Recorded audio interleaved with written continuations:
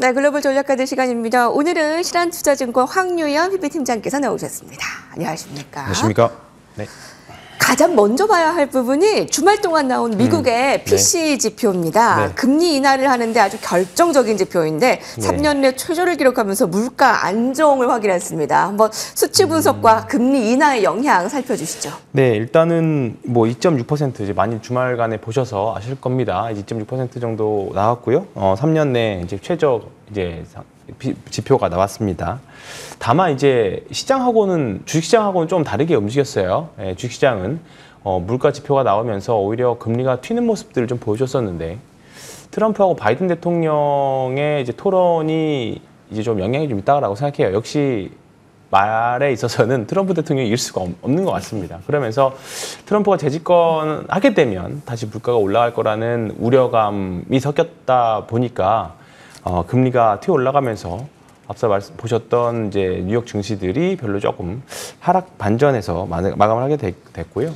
그다음에 뭐 이제 또 분기말이었기 때문에 책 실현의 영향도 좀 있을 거라고 생각합니다. 그래서 이번 PC 물가 지표가 그래도 우리가 기대하는 바대로 이제 안정권에 진입을 했고 지금 9월달 금리 인하에 대해서도 지금 사실 이제 인하 확률이 조금 더 높아졌습니다. 한 50% 이상은 높아졌기 때문에 조금 더 7월 말, 8월 달, 8월까지 가면 조금 더 이제 금리 인하에 대한 경로가 명확해지지 않을까 싶고요. 일단 예상대로 나왔기 때문에 뭐 이번 주 증시 또 미국 증시도 크게 걱정할 일은 아니다. 그렇게 말씀드리고 싶습니다. 인플레는 좀 잡힌 것 같은데 미증시 미대선 불안감이 본격화된 것 같다라는 얘기도 있던데 트럼프 리스크 그 단어를 좀 당분간 좀 예의주시해야 된다라는 말도 있습니다. 자, 그러면 반도체 쪽 어떨까요? 사실 이제 기대감이 너무 높았던 마이크론 실적으로 인해 반도체주 특히 이제 SK 하이닉스도 마찬가지였는데 다시 좀 회복을 나타낼 수 있을까요? 이번 주 어떻게 예상하십니까? 마이크론 실적 발표하고 나서 사실 시간에서 엄청 많이 떨어졌기 때문에 저희가 뭐 이번 주 후반의 증시를 굉장히 걱정을 많이 했습니다만 지난주 목요일, 금요일 모두 하이닉스는 양봉을 냈습니다. 네, 양봉을 냈고요. 그 외 소부장들은 또 역사적 신고가를 가는 종목들도 꽤 많이 나왔습니다. 그렇기 때문에 아직까지 AI에 대해서 우리가 거품이라는 이야기가 슬슬 나오기 시작하죠. 네, 나오기 시작하는데 작년에 2차 전지가 그랬었고 과거의 주도주들의 역사들을 보면 알 수 있듯이 대부분의 섹터들, 특히 이제 우리나라 주식시장에서는 어떠한 섹터가 이제 끝까지는 한번 가봐야 됩니다. 항상 약간의 버블의 양상들이 항상 있었고 주가는 그 버블의 위험을 느끼고 더 많이 상승을 했었기 때문에 아직까지는 좀 더 가야 된다 생각을 하고 있고요. 그다음에 우리 반도체에 있어서는 아직까지도 이제는 HBM이 지금까지 계속 끌고 왔다라고 하면 지난주 후반에 낸드와 관련된 낸드 플래시와 관련된 종목들 소부장들 종목들이 많이 급등을 했었습니다. 대표적으로 하나 머티리얼즈가 그랬고요. 테스가 그런 흐름들을 좀 보여줬었는데 과거 2014, 15, 16년 그때는 클라우드 데이터 센터가 급증을 하면서 그때 반도체 슈퍼사이클이 있었죠. 근데 이번에는 AI 데이터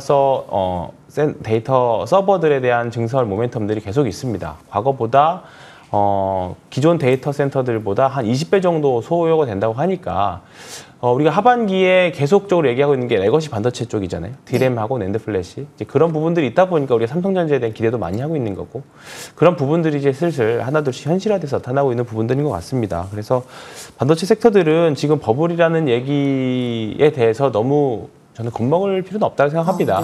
아직까지는 갈 길이 더 멀고요. 삼성 이제 내년까지는 좀 가봐야 우리가 주가와 실적을 좀 따로 생각해 보면서 생각할 수 있는 부분들이지 지금은 여전히 성장하는 섹터라고 일단 생각하고 있기 때문에 아직까지는 조금 더 하이닉스를 필두로 해서 일단은 그 외에 소부장들도 같이 챙겨서 보시면 저는 좋을 것 같습니다. 전체적으로 반도체는 버블이라는 말보다 아직 갈 길이 좀 더 남았다라고 보시면 되겠습니다. 우리나라 SK 하이닉스와 소부장도 마찬가지입니다. 그래서 필두로 보시면 되겠고요. 현대차가 사실 이제 30만 원 안착할 것 같은데 조금 비그덕됐습니다. 사실 외국인들이 상반기에 가장 많이 산 종목 중에 하나가 현대차입니다. 많은 수익을 얻었는데 그들이 30만 원 안착 가능할 것으로 좀 예상을 하시죠? 그렇습니다. 뭐 이게 밸류업과 관련된 내용 또는 자동차와 관련된 내용 가지고 나왔을 때마다 항상 탑은 현대차 또는 기아차였습니다.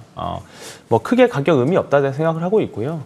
밸류업의 관점에서 본다라고 하면 7월 달에 상법 개정안과 관련된 모멘텀도 있고요. 그 다음에 계속적으로 인도 상장에 대한 기대감 여전히 가지고 있기 때문에 이번에는 뭐 30만 원이 문제가 아니라 뭐 이번 장이 끝날 때까지는 계속 가져가야 된다고 생각합니다. 2014년에 일본이 밸류업을 그때부터 시작했는데 효과가 작년부터 나타나기 시작한 거거든요. 근데 이제 우리나라도 이제 시작한 겁니다. 그렇기 때문에 이 효과가 제대로 발현되기까지는 아직 시간 많이 좀 시간이 필요하다 생각을 하고 있고, 실적이나 또는 친환경과 관련된 밸류에이션, 이번 주말에 기사 보니까 미국에서 테슬라 다음으로 전기차 판매량이 가장 많았던 게 현대 기아차 그룹이라고 하더라고요. 그러니까 2위가 포드긴 하지만 현대 기아차 그룹으로 묶으면 이제 2위가 현대 기아차 그룹까지 올라왔습니다. 이런 부분에 있어서 계속적으로 성장하는 부분들, 캐시를 땡겨오는 캐시카우 역할을 하고 있는 이미 내연기관차도 있고요. 그다음 밸류업과 관련된 내용도 모멘텀도 있고요. 그다음에 이제 친환경차에 관련된 모멘텀 계속 가지고 있기 때문에 아직도 저는 조금은 갈 길이 멀었다 이렇게 생각하고 있습니다. 예. 30만 원이 문제가 아니라 아직도 갈 네. 부분들이 많다. 근데 사실 이제 외국인들이 상반기에 역대급으로 국내 증시를 매수를 네. 했는데 국내 증시의 상승률은 그렇게 높지는 맞습니다. 않았습니다. 그게 네. 바로 기관과 개인들이 많이 팔았기 때문인데, 자, 그러면 외국인들 좀 더 따라가서 자동차 더 매수해도 괜찮을까요? 네, 맞습니다. 예. 현대차 같은 경우에는 최근에 한 달 동안의 수량 보면 기관들도 꽤 많이 네. 매수했습니다. 그러니까 네. 기관들의 플레이도 좀 양극단으로 나뉘는 것 같아요. 그러니까 지금 시장 자체가 올라가는 종목들이 계속 올라가지 내려가는 종목들이 갑자기 급반등하거나 그런 양상이 사실 쉽지는 않습니다. 그렇기 때문에 계속 강조하고 드리고 싶은 거는, 일단 지금 상승 추세인 종목들이 외국인이든 기관들의 선택을 받은 종목들이기 때문에 그쪽 섹터에서 네. 매매를 하셨으면 좋겠습니다. 여러분, 하반기에도 이제 상반기에 갔던 게 계속 좀 더 갈 네. 가능성이 많다고 합니다. 올해 반도체 상승 랠리도 자동차의 랠리도 있었다면 이제 투자자들의 관심은 다음 주도죠. 그러니까 더 확장 효과인데요. 자, 강달러 기조, 거기다 수주 소식, 신조선과의 지속적인 상승으로 조선주의 관심이 만만치 않게 나오고 있습니다. 네. 슈퍼사이클에 대한 얘기도 나오고 맞습니다. 있는데요.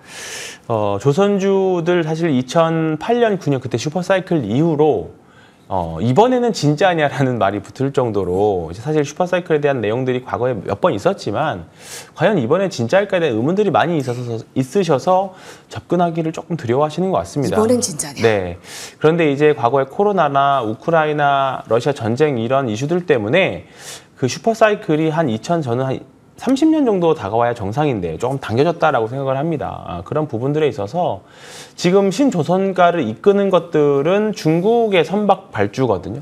중국의 수주거든요. 근데 우리나라 같은 경우에는 사실 작년 대비 지금 수주 잔고가 그렇게 엄청나지는 않습니다. 근데 주가가 올라가는 이유들을 보면 대부분 이제 수주를 지금 가려받고 있거든요. 쉽게 말해서 영업이익률이 높게 나올 수 있는 선박들만 지금 고려해서 받고 있습니다. 그렇다 보니까 수주 실적이 엄청나게 나오지는 않더라도 지금 이제 앞으로의 이 기대감들이 어느 정도 조선주 같은 경우에는 수주 받은 것들이 있고 하면 그 이제 진행 공정률에 따라서 매출액과 영업이익을 인식하기 때문에 사실 수주가 제일 중요한데 수주가 안 나온데도 불구하고 주가가 올라간다는 거는 사실 지금 앞으로 영업이익 기대가 되는 것들이 많이 있고 그다음에 앞으로 수주에 대한 기대감들도 많이 있다라고 생각을 합니다.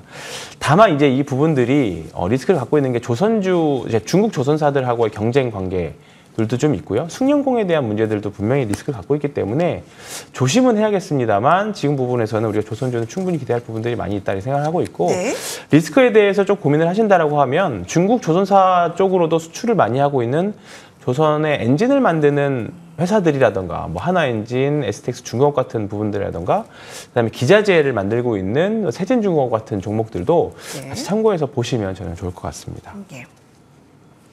팀장님, 네. 이제 하반기 시작됐습니다. 하반기도 여러분 화이팅이고요. 이번 주는 이제 삼성전자 실적이 이제 네. 나오고 그 외국 뉴욕 증시는 이제 3.5일로 좀 짧은 한 주가 될 것 맞습니다. 같아요. 전략 좀 세워주시죠. 이번 주도 여전히 외국인들의 선물 동향 매우 중요하다 생각합니다. 지난달보다는 조금 더 우호적인 것 같아요.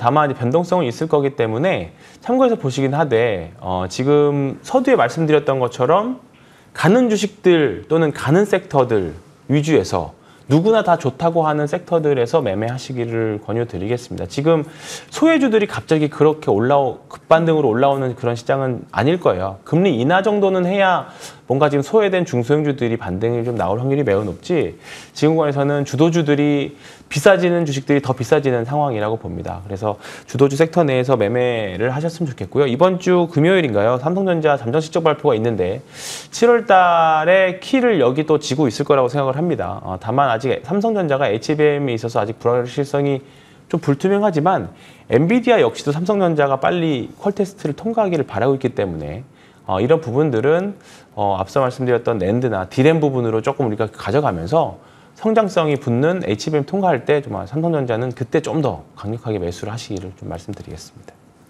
당분간 가는 주식들 주도주 중심의 매매 당분간은 기억해야 되겠습니다. 소외주들이 갑자기 올라오는 상황은 조금 더 미뤄졌네요. 네. 그때 한번 더 신호를 주시면 네. 좋을 것 같습니다. 지금까지 황유연 실현투자증권 PB팀장께서 함께해 주셨습니다. 감사합니다. 네, 고맙습니다. 네, 이번 주 이제 목요일 메모리얼 데이로 이제 미증시가 휴장, 그 전날에는 조기 폐장이라고 말씀드렸기 때문에 짧은 한 주에 여러분 아주 굳건한 수익률 얻어가시기 바랍니다. 자, 저희가 준비한 소식은 여기까지입니다. 감사합니다.